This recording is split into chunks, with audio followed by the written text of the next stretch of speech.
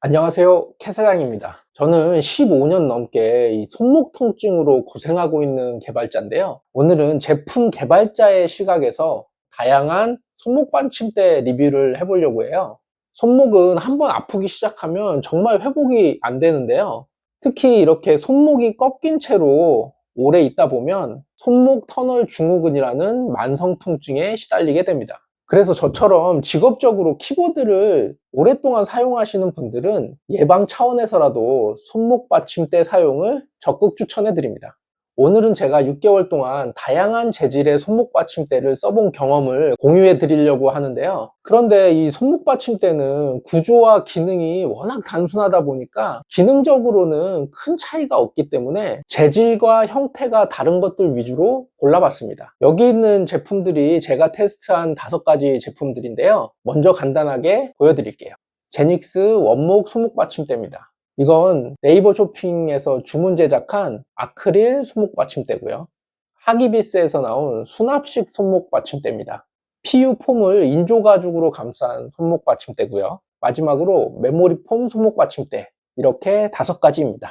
각 제품을 회사랑 집에 두고 최소 2개월 이상 실제로 사용을 해봤는데요. 아무래도 몸에 닿는 제품이다 보니까 개인마다 느낌이 다를 수 있다는 걸 먼저 말씀드리고요. 어디까지나 제 개인적인 의견이라는 걸 감안하고 봐주시면 좋을 것 같습니다. 첫 번째로 제가 궁금했던 건 이런 딱딱한 재질의 손목 받침대는 불편하지 않을까 하는 거였어요. 저는 지금까지 쿠션감이 있는 재질만 써왔어서 나무나 아크릴 같은 딱딱한 재질은 불편할 거라는 선입견이 있었거든요. 결론부터 말씀드리면 생각보다 불편하지 않았어요. 이 손목 받침대를 사용할 때 닿는 부분이 이 손바닥 아랫부분인데, 이 부분은 근육층이 두꺼워서 딱딱한 재질 위에 올려놔도 괜찮더라고요. 또 약간 불룩하게 솟아있기 때문에 손목뼈가 직접 닿지 않아서 오래 쓰더라도 불편하지는 않았습니다. 이렇게 쿠션감이 있는 것과 딱딱한 재질 중에서는 개인 취향에 따라 고르시면 될 것 같아요.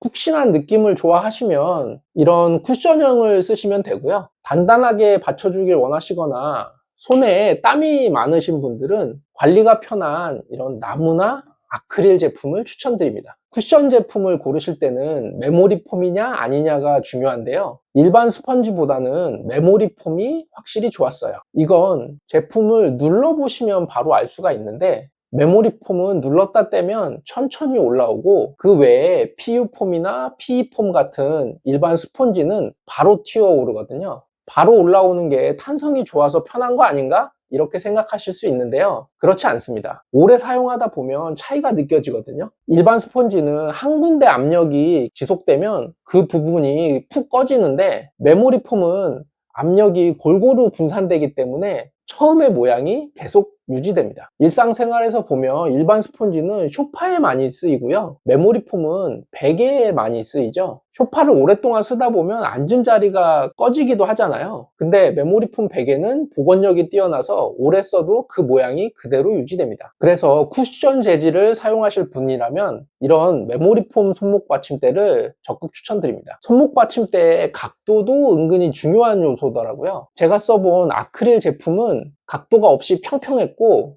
원목 제품은 5도 정도 기울어져 있었는데 체감 차이가 많이 났어요.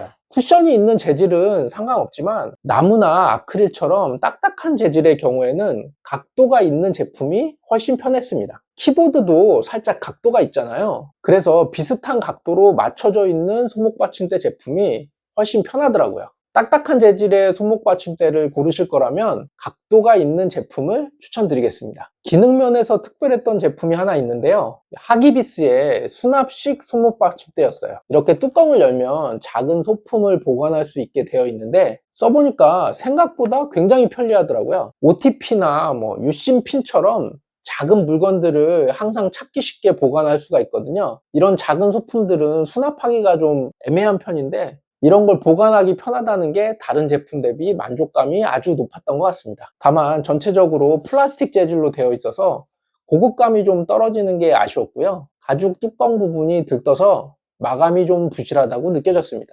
이렇게 여러 제품을 테스트한 결과를 바탕으로 새로운 제품을 개발하고 있는데요. 제가 여러 제품을 다 써보면서 느낀 공통적인 불편함은 키보드와 손목 받침대가 분리되어 있다는 거였어요. 저는 일할 때 키보드를 치우고 그 자리에서 다른 작업을 할 때가 많이 있는데 그때마다 손목 받침대도 따로 치워줘야 하니까 좀 번거롭더라고요. 그리고 게임할 때는 키보드를 좀 과격하게 쓰기도 하는데요. 밀림 방지가 완벽하지 않은 받침대 같은 경우에는 움직이거나 돌아가기도 해서 좀 불편했습니다. 그래서 키보드와 손목 받침대를 일체형으로 만들면 편리하겠다라는 생각을 했습니다. 그리고 좋은 제품의 장점은 가져와야겠죠. 앞서 리뷰했던 제품들 중에 이 수납함이 있는 제품이 있었는데요. 사용하면서 만족도가 굉장히 높았거든요. 그래서 수납 기능은 꼭 넣을 생각입니다. 지금 개발 중인 제품은 세 가지 핵심 요소를 반영해서 진행하고 있어요.